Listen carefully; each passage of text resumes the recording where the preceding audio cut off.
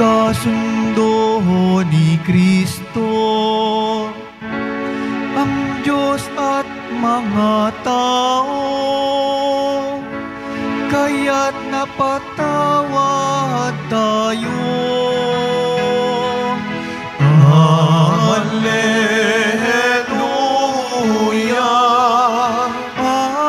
Alleluia,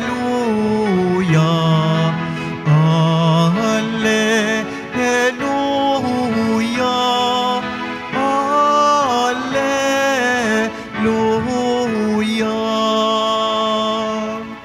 Sumainyo ang Panginoon. At sumayo rin. Ang mabuting balita ng Panginoon ayon kay San Mateo. Papuri sa iyo, Panginoon. Noong panahong iyon, sinabi ni Jesus sa kanyang mga alagad, "Kung magkasala sa iyo ang kapatid mo, puntahan mo siya at kausapin ng sarilinan. Kapag nakinig siya sa iyo, ang pagsasama ninyong magkapatid ay napapanauli mo sa dati at napapanumbalik mo siya sa Ama. Ngunit, kung hindi siya makinig sa iyo, magsama ka pa ng isa o dalawang tao upang ang lahat ng pinag-usapan ninyo ay mapatunayan ng 2 o 3 saksi. Kung hindi siya makinig sa kanila, sabihin mo ito sa pagtitipon ng simbahan. At kung hindi pa siya makinig sa natitipong simbahan, ituring mo siyang hentil o isang publikano. Sinasabi ko sa inyo, anumang ipagbawal ninyo sa lupa ay ipagbabawal sa langit. At anumang ipahintulot ninyo sa lupa ay ipahihintulot sa langit. Sinasabi ko pa rin sa inyo, kung ang 2 sa inyo dito sa lupa ay magkaisa sa paghingi ng anumang bagay sa inyong panalangin, ipagkakaloob ito sa inyo ng aking Amang nasa langit. Sapagkat saan man may 2 o 3 nagkakatipon dahil sa akin, naroon akong kasama nila." Mga kapatid, ang mabuting balita ng Panginoon. Pinupuri ka namin, Panginoong Hesukristo. Magsiupo muna po ang lahat. Good morning po sa inyong lahat.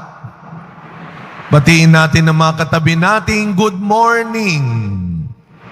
At mga kapatid, sabay-sabay nating papurihan, pasalamatan ang ating mahal na pong Jesus Nazareno. Isang malakas ng papuri at pasasalamat para sa Kanya. No?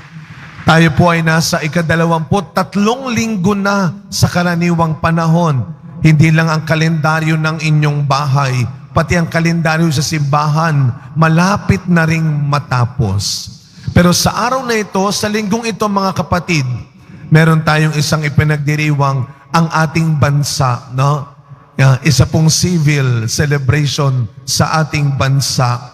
Dahil alam ko kung natatandaan ninyo, ilang linggo rin o buwan ang nakakaraan, ipinagdiwang natin ito bilang isang simbahan. Pero ngayon, bilang isang bansa, ipinagdiriwang ngayon dito sa ating bansa ang Grandparents Sunday. Kaya palakpakan natin ang mga lolo at lola ulit ngayon. Malakas naman na palakpak para sa ating mga lolo at lola. Nasaan po ang mga lolo at lola na? Taas ang kamay. Huwag niyo ikahiya ang pagiging lolo at lola. Happy Grandparents Day po sa inyo.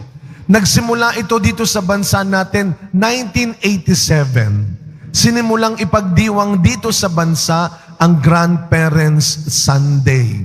Tuwing 2 linggo ng buwan ng Setyembre. Ang pagkilala, ang pasasalamat natin sa mga minamahal nating lolo at lola sa buhay. Alam ko lahat tayo may mga kwentong lolo at lola na hindi makakalimutan.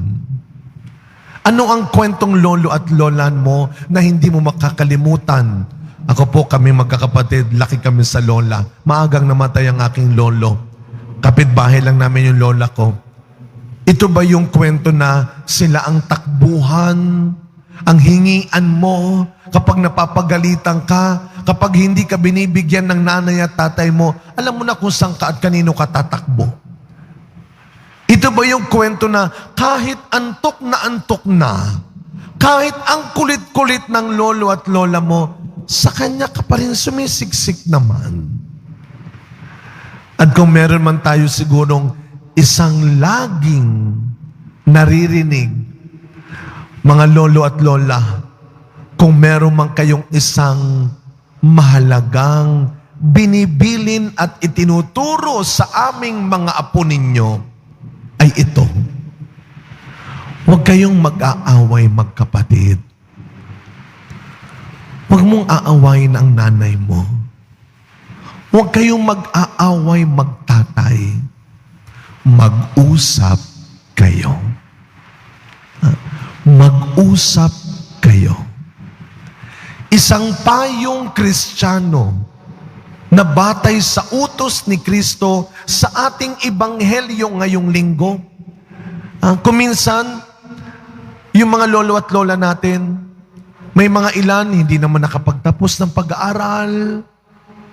Wala sigurong mataas na edukasyong naabot sa buhay.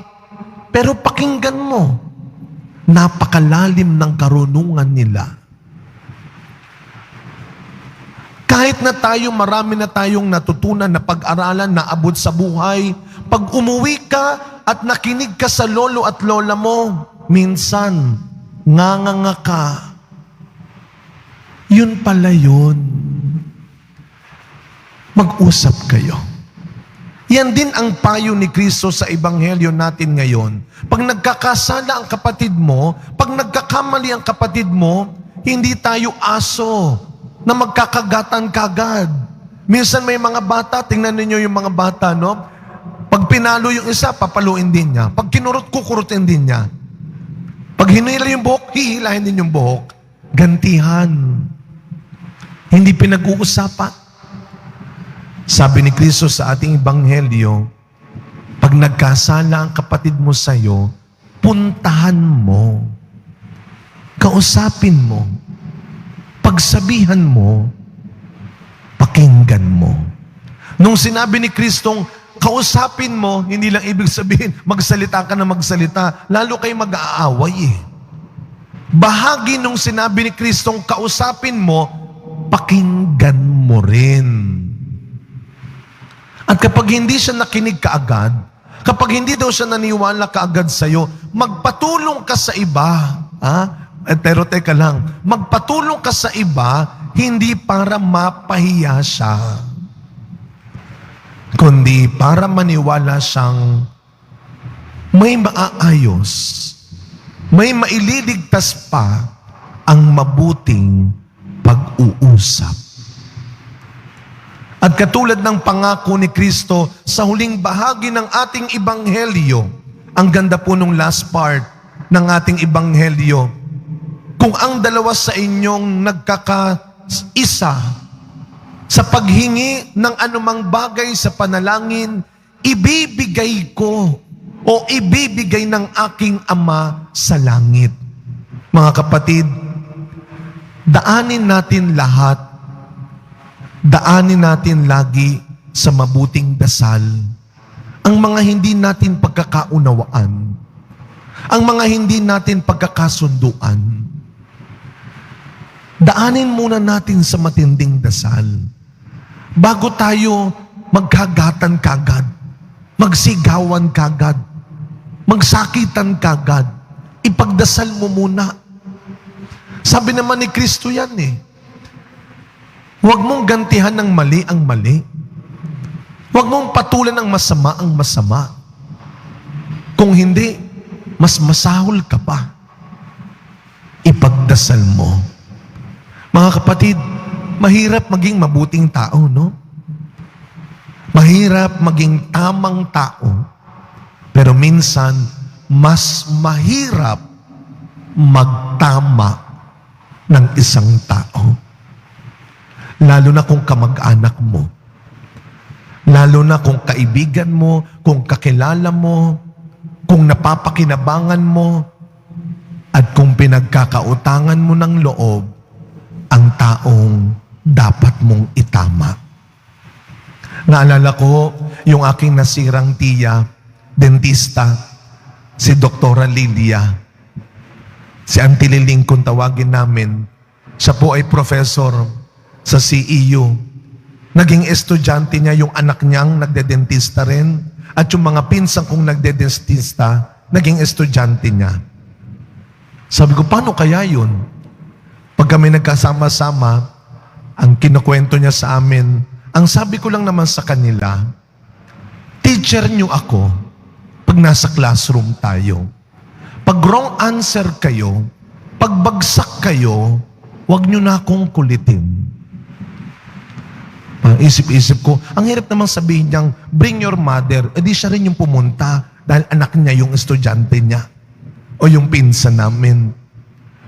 Sabi niya, wrong kung wrong. Bagsak kung bagsak. Kapag nahihirapan kang maging tapat, kapag nahihirapan kang maging patas sa pagsasalita mo sa mga taong dapat mong sabihan, tandaan mo ang napakagandang unang pagbasa natin ngayon. Ang binitawang salita at pangako ng Diyos kay Propeta Ezekiel. Kapag hindi mo pinalakas ang loob, kapag hindi mo tinulungan at tinuruan ng kapwa mo na magbagong buhay at namatay siya sa kasamaan, mananagot ka. Mananagot ka.